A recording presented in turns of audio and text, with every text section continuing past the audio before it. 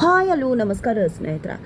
ನಂದವರ ಮುಂದೆ ಸತ್ಯವನ್ನು ಹೇಳೋದ್ರ ಮುಖಾಂತರ ಮೀನಾ ಮತ್ತು ಕೇಶವನ ಸೆಕ್ಸ್ ಹಾಕಿಸ್ತಂತ ಪ್ರಿಯಾ, ಜೊತೆಗೆ ಅತ್ತ ಕಡೆ ಮೀನಾ ಹಾಗೆ ಕೇಶವ ಇಬ್ಬರು ಕೂಡ ಆ ಒಂದು ಕಾಂಪಿಟೇಷನನ್ನು ಗೆದ್ರೆ ಏನಾಯಿತು ಏನು ಕತೆ ಇದು ಎಲ್ಲವನ್ನ ಕೂಡ ತಿಳ್ಕೊಬೇಕು ಅಂದರೆ ಈಗಲೇ ನಮ್ಮ ಈ ಚಾನಲ್ನ ಸಬ್ಸ್ಕ್ರೈಬ್ ಮಾಡಿ, ಹಾಗೆ ಒಂದು ವಿಡಿಯೋವನ್ನು ಪೂರ್ತಿಯಾಗಿ ನೋಡೋದನ್ನು ಯಾವುದೇ ಕಾರಣಕ್ಕೂ ಕೂಡ ಮರಿಬೇಡಿ. ಇಲ್ಲಿ ನಂದವರು ಕೇಶವಂಗೆ ಕಾಲ್ ಮಾಡ್ತಾರೆ, ಆದರೆ ಕೇಶವ ಮಾತ್ರ ನಂದವರ ಕಾಲನ್ನು ಮತ್ತೆ ಪಿಕ್ ಮಾಡೋಕ್ಕೆ ಹೋಗೋದೇ ಇಲ್ಲ. ಯಾಕಂದರೆ ಮತ್ತೆ ಇವತ್ತು ಕೆಲಸ ಹೇಳಿದ್ದಾರೆ ನಂದವರು, ಹಾಗಾಗಿ ಕಾಲ್ ಪಿಕ್ ಮಾಡಿದ್ರಲ್ವ ಅಪ್ಡೇಟ್ಸ್ ಕೊಡಬೇಕಾಗತ್ತೆ ಅಂತ ಹೇಳಿ ಪದೇ ಪದೇ ನಂದವರು ಕಾಲ್ ಮಾಡ್ತಾ ಇದ್ರು ಕೂಡ ಇಲ್ಲಿ ಕೇಶವ ಪಿಕ್ ಮಾಡ್ತಾ ಇಲ್ಲ. ಯಾಕಂದರೆ ತನ್ನ ಹೆಂಡತಿಗೆ ಸರ್ಪ್ರೈಸ್ ಕೊಡಬೇಕು ಅಂತ ಡಿಸೈಡ್ ಮಾಡ್ಕೊಂಡಿದ್ದಾರೆ. ಈ ಕಡೆ ಮೀನಾ ಮಾವನ ಕೆಲಸ ಮುಗಿಸಿದ್ಯಾ ತಾನೆ ಅಂತ ಹೇಳಿದಾಗ ಕೇಶವ ಈಗ ನನಗೆ ಅದ್ರ ಬಗ್ಗೆ ಮಾತಾಡೋಕ್ಕೆ ಮೂಡಿಲ್ಲ, ಸುಮ್ಮನೆ ಮೂಡನ್ನು ಹಾಳು ಮಾಡಬೇಡ, ಹೋಗ್ಬಿಟ್ಟು ರೆಡಿಯಾಗಿ ಬಾ ಅಂತ ಹೇಳಿ ಕೇಶವ ಮೀನಾನ ಕಳಿಸ್ತಾರೆ. ನಂತರ ಮೀನಾಗೆ ತುಂಬಾ ಇಷ್ಟ ಆಗಿರ್ತಕ್ಕಂತಹ ಆ ಒಂದು ಸ್ಯಾರಿಯನ್ನು ಉಟ್ಕೊಂಡು ಇಲ್ಲಿ ಮೀನಾ ಹೊರಗಡೆ ಬರ್ತದಾಗೆ ಮೀನಾಗೆ ಪ್ರಪೋಸ್ ಮಾಡ್ತಾರೆ ರೊಮ್ಯಾಂಟಿಕ್ ಆಗಿ. ಅದರ ಜೊತೆಗೆ ಇಲ್ಲಿ ಮೀನಾನ ಹೊರಗಡೆ ಕರ್ಕೊಂಡು ಹೋಗ್ತೀನಿ ಅಂತ ಕೇಶವ ಹೇಳಿರ್ತಾರೆ. ಬಾ ಕೇಶವ ಹೊರಗಡೆ ಹೋಗೋಣ ಅಂತ ಹೇಳಿ ಮೀನಾ ಹೇಳಿದಾಗ ಹೊರಗಡೆ ಅಂದರೆ ಹೊರಗಡೆ ಅಲ್ಲ, ಅಲ್ಲಿ ಕಪಲ್ ಕಾಂಪಿಟೇಷನ್ ನಡೀತದೆ. ಈ ಒಂದು ರೆಸ್ಟೋರೆಂಟ್ ಅವರು ಇಲ್ಲಿರ್ತಕ್ಕಂಥ ಕಪಲ್ಸ್ಗೆ ಕಾಂಪಿಟೇಷನ್ ಮಾಡಿದ್ದಾರೆ. ಆ ಒಂದು ಕಾಂಪಿಟೇಷನಲ್ಲಿ ನಾವು ಕೂಡ ಪಾರ್ಟಿಸಿಪೇಟ್ ಮಾಡೋಣ. ನಿನಗೆ ಇಂಥ ಕಾಂಪಿಟೇಷನ್ಸ್ ಎಲ್ಲ ಪಾರ್ಟಿಸಿಪೇಟ್ ಮಾಡೋದು ತುಂಬ ಇಷ್ಟ ಅನ್ನೋದು ನನಗೆ ತುಂಬ ಚೆನ್ನಾಗಿ ಗೊತ್ತಿತ್ತು. ಅದೇ ಕಾರಣಕ್ಕೆ ನಮ್ಮ ಹೆಸರನ್ನು ಕೂಡ ನಾನು ಅಲ್ಲಿ ಹಾಕ್ಸಿದ್ದೀನಿ, ನಡಿ ಹೋಗೋಣ ಅಂತ ಹೇಳಿ ಇಲ್ಲಿ ಮೀನಾನ ಕಟ್ಕೊಂಡು ಕೇಶವ ಒಳಗಡೆ ಹೋಗ್ತಾರೆ. ಅದನ್ನು ನೋಡ್ದಂಥ ಮೀನಾಗೆ ತುಂಬ ಅಂದರೆ ತುಂಬ ಖುಷಿ ಆಗಿಬಿಡುತ್ತೆ. ಇಷ್ಟು ಚೆನ್ನಾಗಿದೆ ಕಪಲ್ ಕಾಂಪಿಟೇಷನ್, ನಿಜಕ್ಕೂ ಎಷ್ಟು ಖುಷಿ ಆಗ್ತದೆ ಗೊತ್ತಾ. ಆದರೆ ಕೇಶವ ಇಲ್ಲಿ ಬಂದಿರೋನೆಲ್ಲ ನೋಡಿದ್ರೆ ಎಲ್ಲರೂ ಕೂಡ ತುಂಬ ಚೆನ್ನಾಗಿ ಪ್ರಿಪೇರ್ ಆಗಿ ಬಂದಿದ್ದಾರೆ ಅನಿಸುತ್ತೆ, ಹೇಗೆಲ್ಲ ಡ್ರೆಸ್ ಮಾಡ್ಕೊಂಡು ಬಂದಿದ್ದಾರೆ ನೋಡು ಅಂತ ಹೇಳಿ ಮೀನಾ ಹೇಳಿದಾಗ, ನೋಡು ಮೀನಮ್ಮ ಯಾಕಷ್ಟೆಲ್ಲ ಬೇಜಾರು ಮಾಡ್ಕೋತಾ ಇದೆಯಾ ನೀನು, ಅವರೆಲ್ಲ ಡ್ರೆಸ್ ಮಾಡ್ಕೊಂಡು ಬಂದಿರಲಿ ಬಿಡು, ಆದರೆ ಈ ಕಾಂಪಿಟೇಷನಲ್ಲಿ ಡ್ರೆಸ್ಗಳನ್ನ ಮಾತ್ರ ನೋಡೋದಿಲ್ಲ, ಅವರು ಹೇಗೆ ಅನ್ಯೋನ್ಯವಾಗಿರ್ತಾರೆ, ಹೇಗೆ ಪರಸ್ಪರ ಅರ್ಥ ಮಾಡ್ಕೊಂಡಿರ್ತಾರೆ ಅನ್ನೋದ್ರ ಮೇಲೆ ನೋಡ್ತಾರೆ. ನಾವೇನು ಕಾಂಪಿಟೇಷನ್ ಗೆಲ್ಲಬೇಕು ಅಂತಲೇ ಏನಲ್ಲ, ತುಂಬ ಚೆನ್ನಾಗಿ ಕಾಂಪಿಟೇಷನ್ ಅಟೆಂಡ್ ಮಾಡೋಣ ಅಷ್ಟೇ, ಫನ್ ಮಾಡೋಣ, ಖುಷಿಯಾಗಿರೋಣ ಅಂತ ಹೇಳಿ ಹೇಳಿದಾಗ, ಹೌದು ಕೇಶವ ಅಂತ ಹೇಳಿ ಮೀನಾ ಹೇಳ್ತಾರೆ. ನಂತರ ಎಲ್ಲ ಕಪಲ್ಸ್ಗಳು ಕೂಡ ಬರ್ತಿರ್ತಾರೆ. ಒಬ್ಬ ಕಪಲ್ಸ್ ಇವರಿಬ್ಬರನ್ನ ನೋಡಿದೆ, ಇಲ್ಲಿ ಇರೋರ್ನೆಲ್ಲ ನೋಡ್ತಾ ಇದ್ರೆ ನಾವೇನೇ ಗೆಲ್ತೀವಿ ಅನ್ಸುತ್ತೆ, ನಾವು ಎಷ್ಟು ಚೆನ್ನಾಗಿ ರೆಡಿಯಾಗಿ ಬಂದಿದ್ದೀವಿ, ಈಗ ಬಂದು ಕೂತ್ಕೊಂಡ್ರಲ್ವಾ, ಇವು ಡ್ರೆಸ್ಸಿಂಗ್ ಸೆನ್ಸ್ ನೋಡು ಹೇಗಿದೆ ಅಂತ ಹೇಳಿ ಆ ಕಪಲ್ಸ್ ಮಾತಾಡ್ಕೋತಾರೆ. ಇದನ್ನು ಕೇಳಿಸ್ಕೊಂಡಂತ ಮೀನಾ ರೆಬಲ್ ಆಗಿಬಿಡ್ತಾಳೆ, ನಮ್ಮ ಡ್ರೆಸ್ಸಿಂಗ್ ಸೆನ್ಸ್ ಬಗ್ಗೆನೇ ಮಾತಾಡ್ತಾರೆ ಅಂತ ಹೇಳಿ ಜಗಳ ಮಾಡೋದಕ್ಕೆ ಮುಂದಾದಾಗ ಇಲ್ಲಿ ಕೇಶವ, ಮೀನಮ್ಮ ದಯವಿಟ್ಟು ಸುಮ್ಮನಿರು, ಯಾಕೆ ರೀತಿ ನಡ್ಕೋತಾ ಇದೆಯಾ, ಅವ್ರೇನೋ ಮಾತಾಡ್ಕೊಳ್ಳಿ ಬಿಡು, ಡ್ರೆಸ್ ಎಲ್ಲ ಮುಖ್ಯ ಅಲ್ಲ ಅಂತ ಹೇಳಿದೆ ತಾನೆ, ನಾವು ಹೇಗೆ ಪಾರ್ಟಿಸಿಪೇಟ್ ಮಾಡ್ತೀವಿ ಅನ್ನೋದು ಮುಖ್ಯ, ನಾವಿಬ್ರು ತುಂಬ ಖುಷಿಯಿಂದ ಈ ಒಂದು ಕಾಂಪಿಟೇಷನ್ನ ಅಟೆಂಡ್ ಮಾಡಿ ಖುಷಿ ಪಡೋಣ ಅಷ್ಟೇ, ಯಾಕೆ ಅದ್ರ ಬಗ್ಗೆ ಎಲ್ಲ ಯೋಚನೆ ಮಾಡ್ತೀಯ, ಸುಮ್ಮನಿರು ಅಂತ ಹೇಳಿ ನಗಮ್ಮ ಅಂತ ಹೇಳಿ ಮೀನನ್ನ ನಗ್ಸೋಕೆ ಶುರು ಮಾಡ್ಕೋತಾರೆ ಕೇಶವ. ಇತ್ತ ಕಡೆ ಪ್ರಿಯಾ ಅಪ್ಪ ಅಮ್ಮ ಅಂತೂ ಫುಲ್ ಖುಷಿ ಆಗಿಬಿಟ್ಟಿದ್ದಾರೆ. ಅವ್ರನ್ನ ನೋಡಿದಾಗ ನಿಜಕ್ಕೂ ಅಪ್ಪ ಅಮ್ಮನಿಗೆ ಒಳ್ಳೆ ಮಗ ಅನ್ನೋದು ಅರ್ಥ ಆಯಿತು.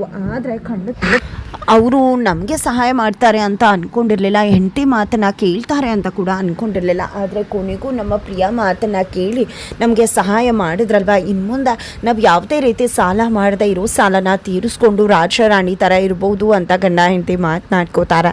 ತದನಂತರ ಆಯ್ತ ಕಡೆ ಪ್ರಿಯಾ ತುಂಬ ಸಪ್ಪಗೆ ರೂಮಲ್ಲಿ ಕುಳಿತುಕೊಂಡಿರ್ತಾರೆ. ಆಗ ಮಾಧವ್ ಅವರು ಬಂದಿದೆ, ಯಾಕೆ ಪ್ರಿಯಾ ಇಷ್ಟು ಸಪ್ಪಗೆ ಕುಳಿತುಕೊಂಡಿದ್ಯಾ ಅಂಥದ್ದೇನಾಯಿತು ಅಂತ ಕೇಳಿದಾಗ, ಏನಿಲ್ಲ ಅಂತ ಹೇಳ್ತಾರೆ. ಹೇಳು ಪ್ರಿಯಾ, ನೀನು ಸುಮ್ಮನೆ ಈ ರೀತಿ ಕುತ್ಕೊಳ್ಳೋದಿಲ್ಲ, ಯಾಕೆ ಇಷ್ಟು ಬೇಜಾರು ಮಾಡ್ಕೊಂಡಿದ್ಯಾ ಅಂದಾಗ, ಯಾಕೆ ಈ ಮನೇಲಿ ಯಾರಿಗೂ ನನ್ನ ಕಂಡ್ರೆ ಆಗೋದಿಲ್ಲ ಅನ್ಸುತ್ತೆ, ನೆನ್ನೆ ಅತ್ತೆ ಇವತ್ತು ವಲ್ಲಭ ಎಷ್ಟು ಕಟ್ಟುವಾಗಿ ಮಾತಾಡಿದ್ರು ಗೊತ್ತಾ, ಅದಕ್ಕೆ ಹೇಗೆ ಮರ್ಯಾದೆ ಕೊಡಬೇಕು ಅಂತಾನೆ ಅವ್ರಿಗೆ ಗೊತ್ತಿಲ್ಲ ಅಂತ ಹೇಳಿದಾಗ, ಯಾಕೆ ನಮ್ಮ ವಲ್ಲಭ ಆ ರೀತಿ ಮಾತಾಡಿದ್ನ, ನನಗೆ ಯಾಕೋ ನಮ್ಮ ವಲ್ಲಭ ಆ ರೀತಿ ಮಾತಾಡ್ತಾನೆ ಅಂತ ಅನ್ಸೋದಿಲ್ವಲ್ಲ ಅಂತ ಮಾಧವ ಹೇಳಿದಾಗ, ಇಲ್ಲ ನಿಜವಾಗ್ಲೂ ಅವರು ಕಟ್ಟುವಾಗಿ ಮಾತಾಡಿದ್ರು, ನಾನು ಅಮ್ಮವು ಟ್ಯೂಷನ್ ಮಾಡ್ತಿರೋ ವಿಷಯವನ್ನು ಮಾವಂಗೆ ಹೇಳಿದ್ನಲ್ವ, ಆ ವಿಷಯವಾಗಿ ಅವರು ತುಂಬ ಬೇಜಾರು ಮಾಡಿಕೊಂಡು ಮಾತಾಡಿದ್ರು ಅಂದಾಗ, ಹಾಗಿದ್ರೆ ನೀನು ಅಮ್ಮ ಟ್ಯೂಷನ್ ಮಾಡ್ತಿರೋ ವಿಷಯವನ್ನು ಅಪ್ಪನ ಹತ್ರ ಹೇಳಿದ್ದು ಅಂದಾಗ, ಹೌದು ನಾನೇ ಹೇಳಿದ್ದು ಅಂತ ಹೇಳಿದಾಗ, ಇಲ್ಲ ನೀನು ತಪ್ಪು ಮಾಡಿಬಿಟ್ಟ, ನೀನು ಆ ರೀತಿ ಮಾಡಬಾರ್ದಿತ್ತು, ಅದಕ್ಕೆ ವಲ್ಲಭಂಗೆ ಬೇಜಾರಾಗಿ ಅವನು ಆ ರೀತಿ ಮಾತಾಡಿದಾನೆ ಅಷ್ಟೇ, ಅವ್ನು ಮಾತಾಡಿರೋದ್ರಲ್ಲಿ ನನಗೇನು ತಪ್ಪು ಅಂತ ಅನ್ನಿಸ್ತಿಲ್ಲ ಅಂತ ಮಾಧವ್ ಅವರು ಹೇಳ್ತಾರೆ.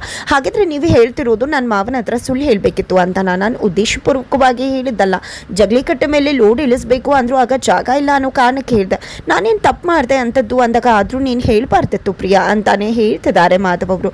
ಇಲ್ಲ ನೀವು ಹೋಗಬೇಕು, ವಲ್ಲಭನ ಹತ್ರ ಹೇಳಬೇಕು, ಹತ್ತಿಗೆಗೆ ಹೇಗೆ ಮರ್ಯಾದೆ ಕೊಡಬೇಕು ಅಂತ ನೀವು ಹೇಳಲೇಬೇಕು ಅಂತ ಹಠ ಹಿಡಿದು ಕೂತ್ಕೋತಾರೆ. ಸರಿ ಆಯಿತು, ನಾನು ವಲ್ಲಭನ್ ಜೊತೆ ಮಾತಾಡ್ತೀನಿ ಅಂತ ಹೇಳಿ ಮಾತೊಬ್ಬೊಬ್ಬರು ತಿಳಿಸ್ತಾರೆ. ಇತ್ತ ಕಡೆ ಕೇಶವ ಮತ್ತು ಮೀನಾ ಹೋಗಿರ್ತಕ್ಕಂಥ ಕಪಲ್ ಕಾಂಪಿಟೇಷನ್ ಶುರುವಾಗುತ್ತೆ. ಶುರುವಾಗೋಕ್ಕೂ ಮೊದಲು ಆ ಒಂದು ಕಾಂಪಿಟೇಷನ್ಸ್ನ ರೂಲ್ಸ್ಗಳನ್ನು ಹೇಳ್ತಾರೆ ಮತ್ತು ಯಾವ್ಯಾವ ರೌಂಡ್ಸ್ ಇರುತ್ತೆ ಅಂತ ಕೂಡ ಹೇಳ್ತಾರೆ. ಮೊದಲನೇ ರೌಂಡಲ್ಲಿ ಬಲೂನನ್ನು ತೊಗೊಂಡು ಹೋಗಿ ಹಾಕಬೇಕು, ಹೆಣ್ಮಕ್ಳು ಹಾಕಬೇಕಾಗತ್ತೆ. ಬಟ್ ಅವ್ರ ಗಂಡಂದಿರು ಯಾವುದೇ ರೀತಿ ಬಾಲನ್ನು ಟಚ್ ಮಾಡೋ ಹಾಗಿಲ್ಲ, ಬಲೂನನ್ನು ಟಚ್ ಮಾಡೋ ಹಾಗಿಲ್ಲ, ಅವರು ಎತ್ಕೊಂಡು ಹೋಗಿ ಹೆಂಡತಿಯನ್ನು ಹಾಕಿಸ್ಬೇಕಾಗತ್ತೆ ಅಂತಾರೆ. ಸೆಕೆಂಡ್ ರೌಂಡಲ್ಲಿ ಸಂಬಂಧ ಅಂದ್ರೇನು, ಸಂಬಂಧದ ಬಗ್ಗೆ ಅವರು ಯಾವ ಒಪಿನಿಯನನ್ನು ಇಟ್ಕೊಂಡಿದ್ದಾರೆ, ಜೊತೆಗೆ ಅವಿಭಕ್ತ ಕುಟುಂಬದ ಬಗ್ಗೆ ಅವರ ಒಪಿನಿಯನ್ ಏನಿದೆ ಅನ್ನೋದ್ರ ಬಗ್ಗೆ. ಅದೇ ರೀತಿ ಮೂರನೇದಾಗಿ ಗಂಡ ಹೆಂಡತಿ ಗಂಡನ ಎಷ್ಟು ಚೆನ್ನಾಗಿ ಅರ್ಥ ಮಾಡ್ಕೊಂಡಿದ್ದಾರೆ ಅನ್ನೋ ಅಂಡರ್ಸ್ಟ್ಯಾಂಡಿಂಗ್ ರೌಂಡ್ ಇರುತ್ತೆ ಅಂತ ಹೇಳಿದಾಗ ರೌಂಡ್ಸ್ನೆಲ್ಲ ಕೇಳ್ತಾ ಇದ್ರೆ ತುಂಬ ಎಕ್ಸೈಟ್ಸ್ ಆಗ್ತದೆ ಅಂತ ಹೇಳಿ ಮೀನಾ ಕೇಶವಂಗೆ ಹೇಳ್ತಾರೆ. ಎಂಜಾಯ್ ಮಾಡಿಬಿಡೋಣ, ಸಿಕ್ಕಿದ್ರೆ ಕಪ್ಪು, ಇಲ್ಲ ಅಂದರೆ ಟೋಪಿ ಹಾಕ್ಕೊಂಡು ಕ್ಯಾಪ್ ಹಾಕ್ಕೊಂಡು ಹೋಗ್ತಾ ಇರೋದೆ ಅಂತ ಕೇಶವ ಹೇಳ್ತಾರೆ. ಜೊತೆಗೆ ಗೆಲ್ತಕ್ಕಂಥ ವಿನ್ನರ್ಸ್ಗೆ 1 ಲಕ್ಷ ರೂಪಾಯಿನ ಅನೌನ್ಸ್ ಮಾಡ್ತಾರೆ. 1 ಲಕ್ಷ ರೂಪಾಯಿ ಸಿಕ್ಕಿದ್ರೆ ಏನು ಮಾಡ್ತೀಯಾ ಕೇಶವ ಅಂದಾಗ ಅಂಗಡಿನೆಲ್ಲ ರಿನೋವೇಟ್ ಮಾಡಿಸ್ಬಿಡ್ತೀನಿ ಅಂತಾರೆ. ಮುಗಿತು ಬಿಡು, ಅತ್ಲಾಗೆ ಇನ್ನೇನು ಮಾಡೋಕ್ಕಾಗತ್ತೆ ಅಂತ ಹೇಳಿ ಮೀನಾ ಸುಮ್ಮನೆ ಆದರೆ ನೀನೇನು ಮಾಡ್ತೀಯಾ ಅಂದಾಗ ಮನಾಲಿ ಕರ್ಕೊಂಡು ಹೋಗಿ ಅಲ್ಲಿ ನೂಡಲ್ಸ್ ತಿನ್ನೋಣ, ಮ್ಯಾಗಿ ತಿನ್ನೋಣ ಅಂತ ಹೇಳಿದಾಗ ನಮ್ಮ ಅಂಗಡಿಯಲ್ಲೇ ಮ್ಯಾಗಿ 20 ಪ್ಯಾಕೆಟ್ ಇದೆ, ತೊಗೊಂಡು ಬರ್ತೀನಿ, ಮನೆಯಲ್ಲೇ ಮಾಡ್ಕೊಂಡು ತಿನ್ಬಿಡೋಣ ಅಂತ ಹೇಳಿ ಕೇಶವ ಮೀನಾಗೆ ಹೇಳ್ತಿದ್ದಾರೆ. ನಂತರ ರೌಂಡ್ಸ್ ಶುರುವಾಗ್ತದಾಗೆ ಫಸ್ಟ್ ರೌಂಡಲ್ಲೇ ಮೀನಾ ಹಾಗೆ ಕೇಶವ ಭರ್ಜರಿಯಾಗಿ ಸಿಕ್ಸರ್ ಬಾರಿಸೇ ಬಿಡ್ತಾರೆ. ನಂತರ ಸೆಕೆಂಡ್ ರೌಂಡ್ ಶುರುವಾಗತ್ತೆ. ಒಬ್ಬೊಬ್ಬರು ಒಂದೊಂದು ರೀತಿಯಾಗಿ ಅವರ ಒಪಿನಿಯನನ್ನು ಶೇರ್ ಮಾಡ್ತಾರೆ. ಬಟ್ ಇಲ್ಲಿ ಕೇಶವ ಮತ್ತು ಮೀನಾ ಮಾತ್ರ ವಿಭಕ್ತ ಕುಟುಂಬ ಅನ್ನೋದು ಒಂದು ಕುಟುಂಬಕ್ಕೆ ತುಂಬ ಮುಖ್ಯವಾಗತ್ತೆ, ಸಂಬಂಧ ಅನ್ನೋದು ಮುಖ್ಯವಾಗತ್ತೆ. ಅವ್ರ ಜೊತೆ ಇದ್ದಾಗಲೇ ನಮಗೆ ಸಂಬಂಧಗಳ ಮೌಲ್ಯ ಗೊತ್ತಾಗೋದು, ಅಂಥ ಸಂಬಂಧವನ್ನು ದೂರ ಮಾಡ್ಕೊಂಡು ಹೋಗ್ಲಿಕ್ಕಾಗತ್ತೆ ಅಂತ ಹೇಳ್ತಾರೆ. ನಂತರ ಅಂಡರ್ಸ್ಟ್ಯಾಂಡಿಂಗ್ ರೌಂಡಲ್ಲಿ ತುಂಬ ಚೆನ್ನಾಗಿ ಕೇಶವ ಮತ್ತು ಮೀನಾ ಇಬ್ಬರು ಕೂಡ ಅರ್ಥ ಮಾಡ್ಕೊಂಡಿದ್ದಾರೆ ಅನ್ನೋದು ಗೊತ್ತಾಗುತ್ತೆ.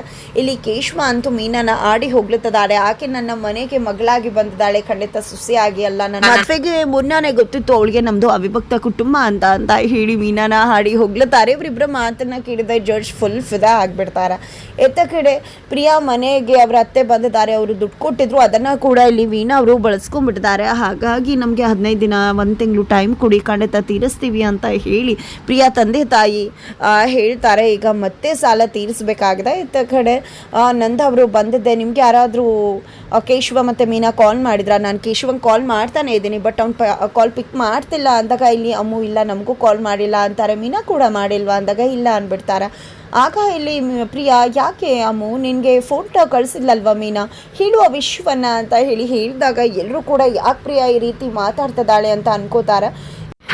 ನಂತರ ಇಲ್ಲಿ ಅಮ್ಮು ಫೋನ್ ಕೊಡಿಲಿ, ಅದರಲ್ಲಿ ಮೀನಾ ಕಳಿಸಿರೋ ಫೋಟೋ ಇದೆ ಅಲ್ವಾ ಅಂತ ಹೇಳಿ ಮಾವನು ಕೂಡ ನೋಡಲಿ ಫೋಟೋ ಹೇಗಿದೆ ಅಂತ ಹೇಳಿ ಮಾವಂಗೆ ಫೋಟೋ ತೋರಿಸ್ತಾಳೆ. ಇದು ಕಪಲ್ ಕಾಂಪಿಟೇಷನ್ ಅಂತ, ಇದರಲ್ಲಿ ಪಾರ್ಟಿಸಿಪೇಟ್ ಮಾಡ್ತಿದ್ದಾರೆ ಅವರಿಬ್ರು, ಅದರಲ್ಲಿ ಫೋಟೋ ಹೊಡೆದು ಕಳಿಸಿರುವುದು ಅಂತ ಹೇಳಿ ಪ್ರಿಯಾ ಹಾಕ್ಕೊಟ್ಬಿಡ್ತಾರೆ. ಇದರಿಂದಾಗಿ ನಂದ ಅವರು ಕೆಂಡವಾಗ್ತಿದ್ದಾರೆ. ಈ ಕಡೆ ಮಾಧವ್ ಅವ್ರಿಗೆ ಪ್ರಿಯಾ ನಡವಳಿಕೆ ಸ್ವಲ್ಪ ಕೂಡ ಇಷ್ಟ ಆಗ್ತಿಲ್ಲ. ಹಾಗಿದ್ರೆ ಮುಂದೆ ಏನಾಗುತ್ತೆ? ಅತ್ತ ಕಡೆ ಕೇಶವ ಮತ್ತು ಮೀನಾ ಇಬ್ಬರು ಕೂಡ ಕಾಂಪಿಟೇಷನನ್ನು ಗೆಲ್ತಾರ. ಮೀನಾ ಎಮೋಷ್ನಲ್ ಆಗಿದ್ಯಾಕೆ, ಇದು ಎಲ್ಲವನ್ನ ಕೂಡ ತಿಳ್ಕೋಬೇಕು ಅಂದರೆ ಮುಂದಿನ ವೀಡಿಯೋಗೆ ವೇಟ್ ಮಾಡೋದನ್ನು